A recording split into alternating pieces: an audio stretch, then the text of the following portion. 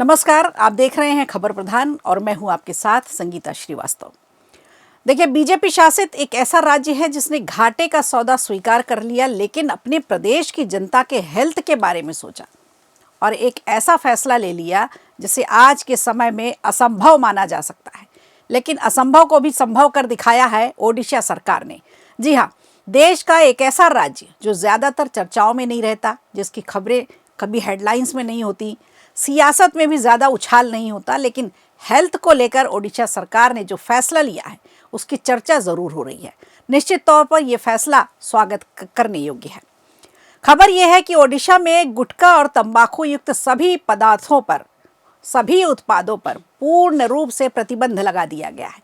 जाहिर है, ओडिशा में लोगों की सेहत को ध्यान में रखते हुए राज्य सरकार ने यह सख्त फैसला लिया है। ओडिशा सरकार ने गुटखा, तंबाकू, निकोटीन से जुड़े सभी उत्पादों पर पूरी तरह से बैन कर दिया गया है।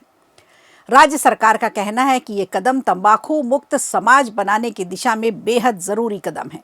खासतौर पर बच्चों और युवाओं को तंबाकू और निकोटीन के खतरनाक असर से बचाने के लिए ये फैसला लिया गया है। अधिसूचना में अंतर्राष्ट्रीय कैंसर अनुसंधान संस्था का भी हवाला दिया गया है, जो विश्व स्वास्थ्य संगठन के अंतर्गत काम करती है। इसका मतलब साफ है कि अब ओडिशा में गुटखा या किसी भी तरह के तंबाकू युक्त उत्पाद का निर्माण नहीं होगा, प्रोसेसिंग नहीं होगी, पैकेजिंग नहीं होगी, इसका स्टोरेज भी नहीं किया जाएगा।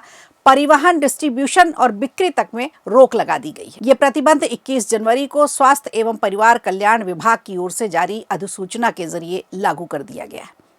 सरकार ने साफ किया है कि यह फैसला सुप्रीम कोर्ट के निर्देशों और FSSAI के दिशा निर्देशों के अनुरूप ही किया गया है। यानी अब ओडिशा के नियम पूरी तरह से राष्ट्रीय खाद्य सुरक्षा मानकों के साथ अब मेल खाते हैं, जिसमें तंबाकू या निकोटीन जिसमें मिला हो ऐसा कोई भी पदार्थ होगा, उस पर सब पर बैन लगेगा।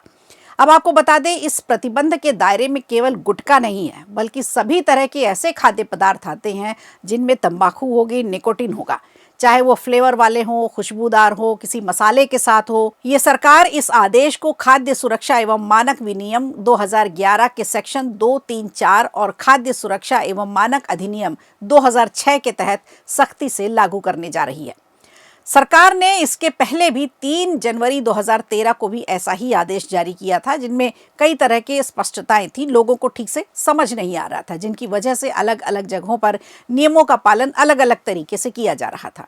लेकिन अब ये पुराने प्रतिबंधों को भी पीछे छोड़ देता है और अब नए आदेश के बाद सभी तरह की शंकाएं खत्म हो गई हैं, ताकि पूरे ओडिशा में एक समान सख्ती से कार्रवाई हो सके। एक संस्था के अनुसार जर्दा, खैनी, गुटखा और फ्लेवर वाली तंबाकू कैंसर पैदा करने वाले पदार्थ हैं। ये उत्पाद सिर्फ नशे की लत नहीं लगाते, बल्कि मुंह, गले और पेट, पैंक्रियाज, किडनी और गले के अंदरूनी हिस्सों पर कैंसर से भी सीधे सीधे तौर पर जुड़े होते हैं। इसके अलावा ये दांतों और मसूड़ों को भी बुरी तरह से नुकसान पहुंचाते हैं, जिससे लोगों को लंबे समय तक गंभीर स्वास्थ्य की समस्याओं से सामना करना पड़ता है। ओडिशा सरकार ने सभी नागरिकों से अपील की है कि इस प्रतिबंध का पूरी तरह से पालन किया जाए और प्रशासन का इसमें सहयोग भी किया जाए। सरकार का मानना है कि जनता की भागीदारी से ही एक स्वस्थ, सुरक्षित और तंबाकू मुक्त ओडिशा का सपना साकार हो पाएगा। तो ये अपने आप में एक बड़ी पहल है। किसी भी राज्य का पूरा राजस्व इस पर टिका होता है और ऐसे पदार्थों पर जिस पर रोक लगाना मुश्किल ही होता है, और उस पर पूरी तरह से बैन लगाया गया है। बावजूद इसके ओडिशा सरकार ने ये बड़ा फैसला लिया है। दूसरे राज्यों को भी इससे सीख लेकर लोगों की सेहत के साथ हो रहे खिलवाड़ को रोकना होगा। अब सबसे बड़ी बात, इस फैसले का ज़मीनी स्तर पर कितना असर होगा, क्या प्रभाव होगा, क्या जनता मानेगी? क्योंकि जनता से जुड़े फैसलों पर जनता ही जवाब देती है।